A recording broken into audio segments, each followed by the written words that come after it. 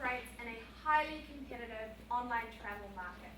It is vital that in order to survive and to grow its market share, Zuji can both differentiate itself from its other competitors and adapt to consumer desires and changing consumer tastes. So the question today is, how does Zuji manage that differentiation to become the face of online travel within Hong Kong and other regions? Just a brief overview of what myself, Lucy, Liam, Adaraj and James will be talking to you about today. Firstly, we'll be looking at the environment and the current state and where Zuji operates within that environment. Leading on from that, some of the strengths and challenges that environment offers Zuji, then coming to our strategy to become the face of travel primarily in Hong Kong, in the future potentially looking to other regions. Then we'll look more in depth at Adaraj and James at how exactly Zuji attains that goal and the outcomes and implications it has for the company. So to understand Zuji's position, you have to understand the online travel market within Hong Kong. Currently, only 10% of online of bookings for travel arrangements go through online travel providers, but that is expected to quadruple in the following 2 years. Furthermore, the preference within this region is for package tours, with over 70% of transactions being for those packages. That means that in a highly competitive market where we're the third best player at the moment, we face competition from both incoming competition from external providers like Expedia, as well as local competition. This means that Zuji needs to differentiate. So just having a look at the online travel environment and some of the strengths that poses for Zuji. So the market is small, but it is a growing market with plenty of opportunity to be had there, seen from the large number of competitors in the online travel market itself. Also, as millennials start to become a greater part of that market, we're seeing they're very comfortable using technology and things like apps to conduct business and make bookings. Furthermore, as I mentioned on the previous slide, we're facing extreme competition both internally and from other providers, international providers looking to come in to the OTA market. We're also seeing suppliers try to undercut our position within the market by providing their own loyalty schemes. Finally, we've noticed a challenge in terms of consumer preferences within Hong Kong, meaning that people are more interested in face-to-face bookings, even at some inconvenience cost, rather than online services. These are all challenges that Zuji will have to overcome in order to become the face of travel. So more specifically, looking at Zuji's current state and some of the real strengths of the company, things we want to play to throughout our strategy. So firstly, they have an extremely strong brick and mortar network, which we want to expand on. Secondly, the pick your own package method allows consumers to be more flexible when deciding where they want to go on holiday and the things they want to do when they're there. Finally, we have an extremely localized knowledge of that Hong Kong market. Zuji's been there for quite a while, knows what consumers want and how they operate.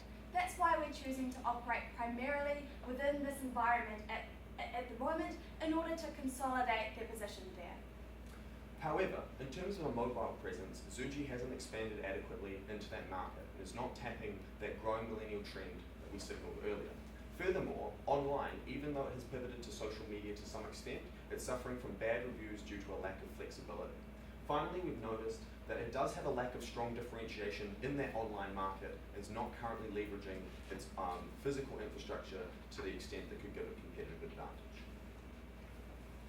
So what are Zuji's aspirations? Where does the company want to go looking into the future?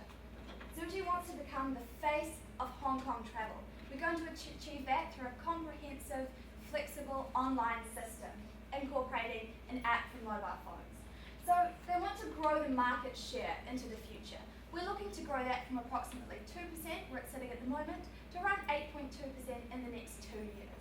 Additionally, they want to become the go-to provider in consumers' minds. They want to think of Zuji when they're deciding which travel agency to book through. Finally, we're looking at creating foundations for future expansion. Building up a strong foundation in consumer loyalty in Hong Kong will allow them to build into areas like China and other potential markets. So in terms of positioning, let's examine how this fits into Zuji's current approaches. We're noticing that with existing customers, retaining them requires greater transparency, particularly in terms of fees, and is why we're suggesting a strategy of total upfront costing. Secondly, we've noticed that in terms of the value proposition, that's something that we need to be delivering to garner new customers with our existing products. Finally, with that millennial market and generally the ease-focused markets in general, we need to be providing a customized solution that makes people feel individualized and that creates stickiness within our platform that retains them. This involves creating a responsive web platform and application. The responsive web platform involves an upgrade of our current services to work on mobile devices and tablets, as well as dedicated applications for popular local platforms. The first key area is customizations. We have strong brick and mortar presences that are to some extent going underutilized at points during the day. We would like to offer video chat to reassure our online customers, and that way we can use our localized networks to ensure they can contact real people to make their bookings if they don't feel comfortable conducting them online. Secondly, we believe that we need a greater analytics focus, something that mobile provides, which gives us both location data and large amounts of data about their travel interests so that we can provide personalized package deals, which is already an area of strong strength. So what value is in this strategy for the consumers? The consumers get great value through the loyalty scheme, which can be conducted on the app and online. This allows consumers to get more loyalty points every time they book through Zuji and have personalized deals given to them. That's going to make them feel valued and make them want to come back to Zuji and book through them in the future. Transparency. This is something which has led to some negative reviews for Zuji, which is relatively easy to fix. We want to do that immediately. That would create an upfront total cost so consumers know when they click that button exactly how much they'll be paying. So when it comes to strategies, as I signaled earlier, there are a variety of options we've considered within this market. Immediate expansion is a tempting offer, particularly given Webjet's goals in expanding with us, but we currently don't have the platform or the knowledge to tackle China yet, and as we've tried to expand into other platforms in the past when we weren't ready, those failed. Therefore, we need to build ourselves up first before we try any further expansion. Secondly, we considered some other form of exit from the Hong Kong market, given how competitive it is, but seeing the strong growth potential and the competitive advantage of our localization, we think that we would get a far better deal, and there is strong growth potential for the company by sticking through into the long term. We also considered partnering with other competitors in order to grow that market generally and to market online travel. However, as Zuji is currently already partnered with two other businesses for online travel, we saw this was not immediately necessary. Additionally, Zuji has the capability and has the differentiation to be able to grow in and of itself, which is what our strategy focuses on. Finally, Dutch auctions online was something we considered, however decided that ultimately, due to the lack of trust of online payments, this was not a good option for the Hong Kong market currently. So all of this needs to be implemented, and we need to find out how much it's going to cost and the benefits to Zuji. We'll hand you over to Adaraj and Jimmy, who'll talk you through that in more detail. So we need to customize, we need to grow, and we need to grow the market. Now, how does this look for a customer? Take Jimmy, for example. Jimmy is a local Hong Kong citizen who values his time on the weekends. He enjoys trips to Macau. He enjoys spending his money wisely. However, he doesn't trust online platforms. So how do we actually get this to a customer like Jimmy? For example, Jimmy pulls out his application. He goes to the application and types in Macau and a package for the weekend. Instantly, he has the option to face-to-face call or voice call to our staff members who are stationed at locations around Hong Kong. As soon as he does that, he's given a location for the closest place off a free staff member. What this gives him is the ability to talk to them, sort out any issues or troubles he has, and if he's still not happy to pay them online, he can physically go to the location and do that in person. This is about building that trust relationship with the clients and with the customers to grow the company into the future. So, how do we go about doing this? In terms of the implementation, the video chat needs to be built on the back-end system that already exists. This involves getting software engineers and engineering teams in-house to build in that location functionality, to make sure the staff know that the new part of their job will involve talking to clients and people face-to-face, as well as building that customer trust.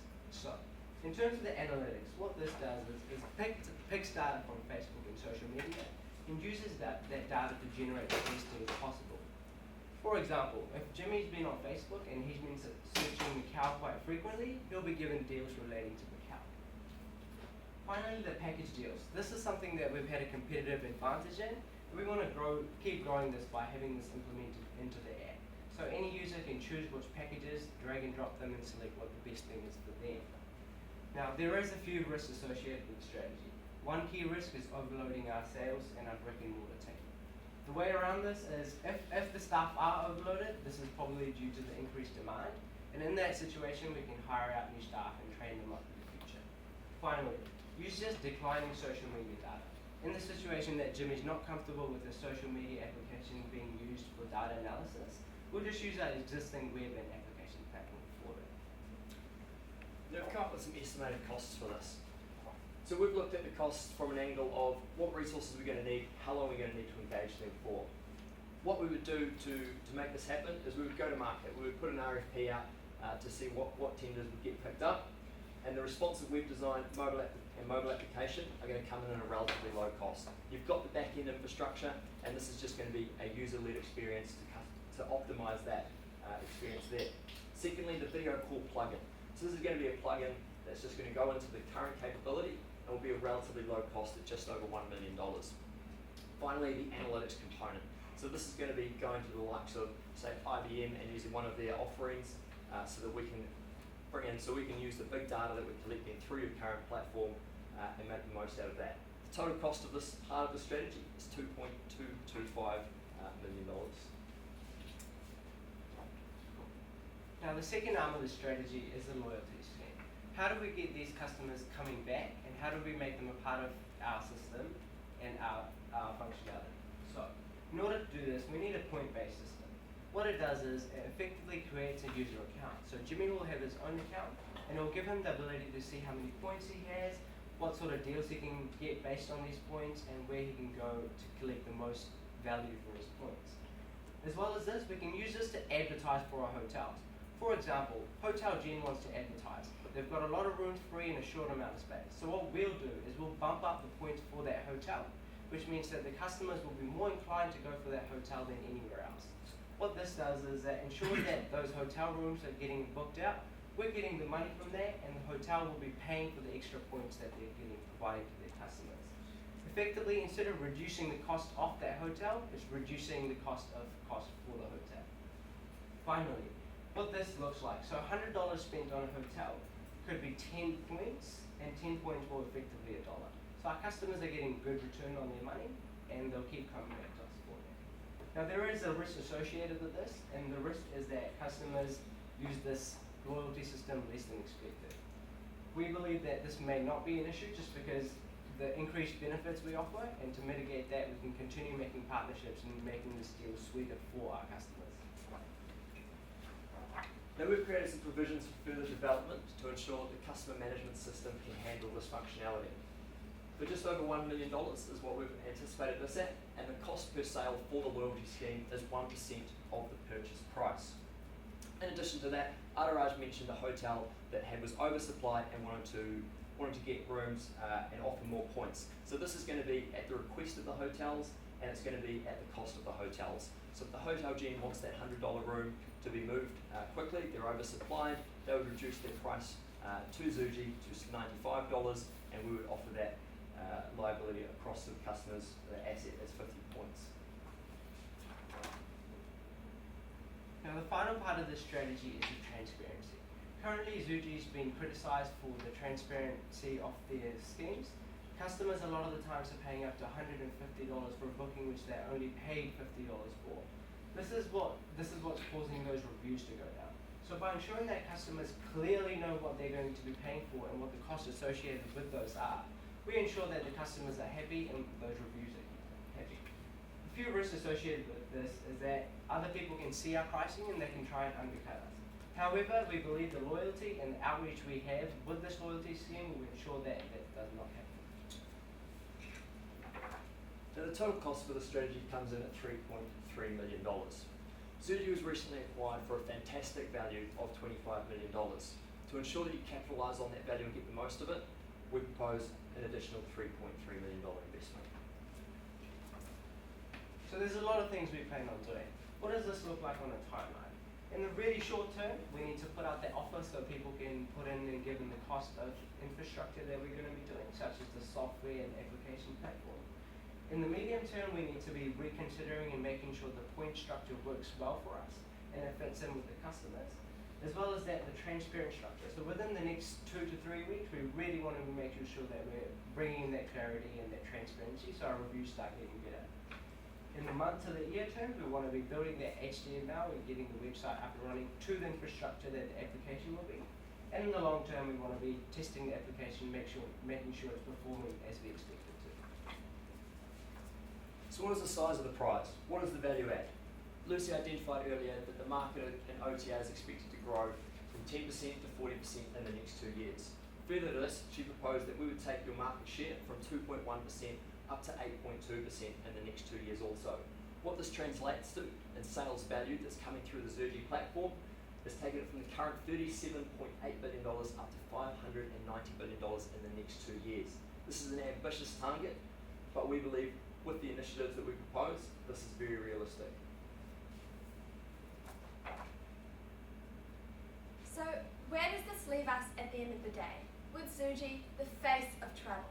Currently, we've identified that Zuji is operating in a very competitive market. However, with that, Zuji also has the potential for differentiation, as it's shown with its flexible package deals, and for growth into the future, from that 2.1 to 8.2%.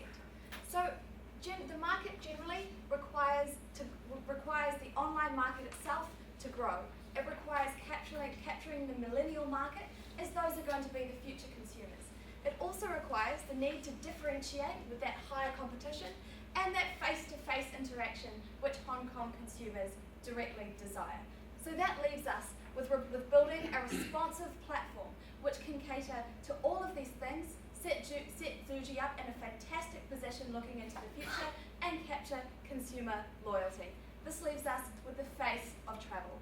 This will allow Zuji to stay competitive at the moment and to grow into the future to become the face of travel in Hong Kong and looking to expand into other areas. We'd like to open the floor to any questions you might have for the team.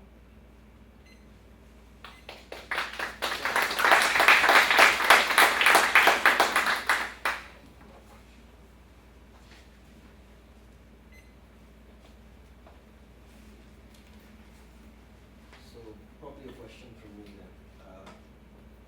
Just to summarize, what you've said is, because it's a multifaceted sort of approach. What you're saying is go after the existing offline base by converting to video conferencing. That's the market you're going after, I guess. To an extent, yes. What we're proposing is go after those clients who don't trust the online marketplace and convert them to the online marketplace through the trust features we have in place, such as the face-to-face. So the face-to-face, so which is the existing offline market, which is the largest part of the existing market Yes. in Hong Kong, right? So That's said, we also see expansion in terms of when people shift to the online market, even if they never use the offline market, say millennials, we want to be a platform that offers the best service and that has the best opportunities to upsell those consumers to make them feel safe.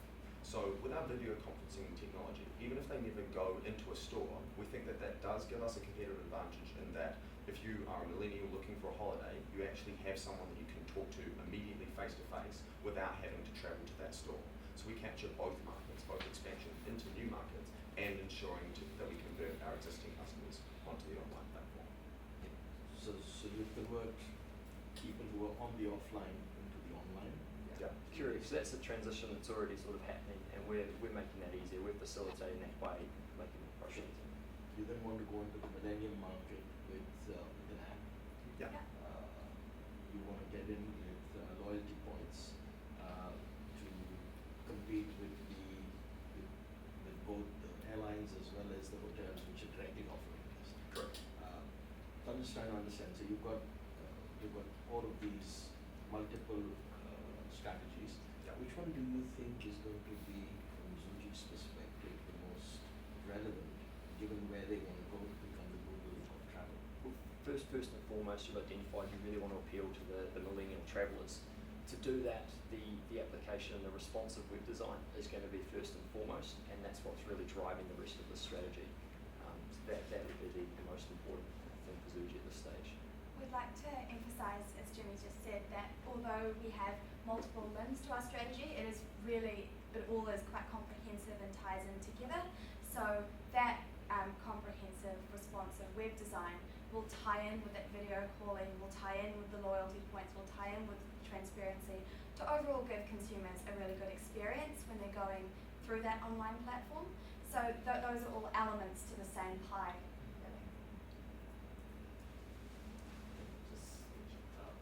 Firstly, thank you for there's a lot of information crammed into a very short space of time. Very impressive. In terms of the spend, you've identified a number of four areas where there will be some investments that's needed. A couple of questions on there. Are there any particular Are there any optionality in terms of how they spend that money, or have you considered that? And also, what do you think would be the ongoing sort of Absolutely. So when looking at that, there were two options. We understood that Zuji did have their in-house development team that might not be able to, they might not have the required expertise. So our preferred option was to go to market with an RFP and see what vendors could come back with to get different quotes in to see how that could progress.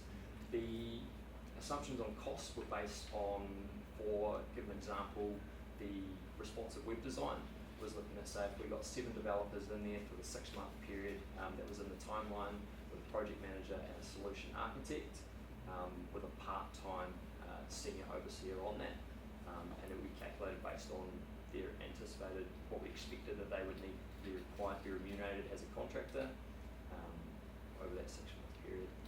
And then the ongoing cost of that is the existing cost of the development team that we already have in-house, as well as that we might need to pick up one more developer, programmer, network engineer who will look to continue their ongoing projects with the future. How did you arrive at the sales value that you put So together? the sales value, yeah, so we started with the current market size of 18 billion for the online and offline.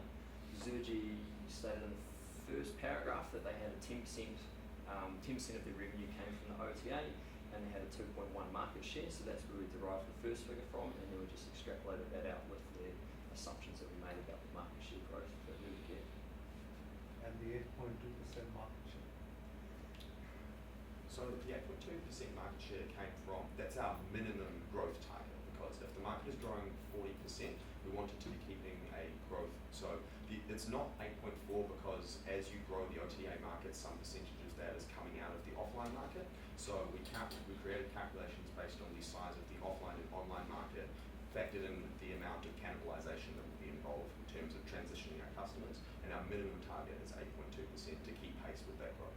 We certainly hope, being the face of travel, that we'll have greater growth with that. We think Zuji, as an ambitious company, should be aiming for at least the 8.2% market cap with that growth. how easy do you think the solutions that you are proposing, how easy do you think it is for other competitors to replicate certain strategies? So one of the key things was in terms of differentiation, and we thought that we are one of the only online travel providers who have the offline stores, who have physical staff based in Hong Kong that people could either visit themselves or at least know the local area and relate to those people, which means that Expedia and many of the other providers couldn't replicate that video chatting service. In terms of loyalty points, we think many other competitors are already doing that, so to some extent it's about us catching up in that department. In terms of analytics, we think we do have quite a competitive advantage in terms of our other, so to some extent we've seen that our partnership with online platforms that power our system are very strong, and it's something that we should definitely be leveraging to deliver those package deals, especially because our company is the only one that currently can package up deals in the way that we do, whereas none of our competitors can. Very brief addition to what Liam just said is that we think that Zuji can give itself a competitive advantage from all of the things that it's offering. It already has the first mover advantage. However, if other companies start developing similar things, that will ultimately lead more people towards online booking, which is good for Zuji, seeing as the market is only 10% currently. We really want to see that market grow as a whole and ultimately grow Zuji's size of that market. 2% of 30% of the market is much better than 2% of 10% of the market. Just a question on that. So maybe I've missed something, but read the strategy. I didn't realize Zuji had such a big brick and mortar presence. So they were more, start off as an online company. My understanding is mainly online. So I'm not 90% of their sales are offline if you read the financials. There's 19 stores in Hong Kong. Zuji. Yeah. One of the main problems is that currently people are seeing those deals on the Zuji website and then going to other places to capitalise on those. Whereas by locking them in immediately with that loyalty scheme and having the option to talk to someone immediately face to face, that will encourage them to make more of those bookings through Zuji directly. So if they have stores, and I'm presuming you're saying that, and probably I'll do that again, but if they have a large online, offline store, if you go with the video conference, how much of the existing sales do you think they cannibalize? So the problem currently is that people are going onto Zuji online, finding out which are the best deals, but when they go to pay, they feel that that's in that immediate moment where they're either going to make that transaction or not. So those are the people we really want to target. And the thing is, people don't want to enter their credit card details because they're worried about where that money is going to go. By adding the option to see just a human face, that really steps up that confidence that people have in the security of their money, and as Liam touched on earlier, provides the immediate opportunity to upsell as people are online making that transaction. Exactly. So those that are going into stores, those that already buy their package deals through Zuji, they'll continue to do that, whether it's online or whether that's in store. That's fine. Our strategy is capturing those who would not otherwise, like Lucy said, buy online through Zuji and go to other agents. How did you gave some timelines around some of the developmental pieces. If you could just share it.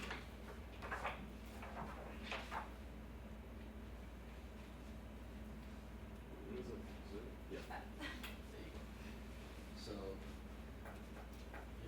how did you arrive at these sort of timelines? Do you think these are possible in terms of, Yeah, so definitely in terms of the internal company dynamics, getting the fee structure decided and getting the fee transparency is something that the company and the management need to decide on, and that's something that could be implemented very quickly.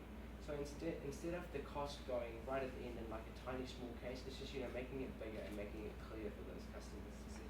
That's why it's been put in between 1 week to 1 month. So effectively, it's between 2 weeks' time. That's where that places a point.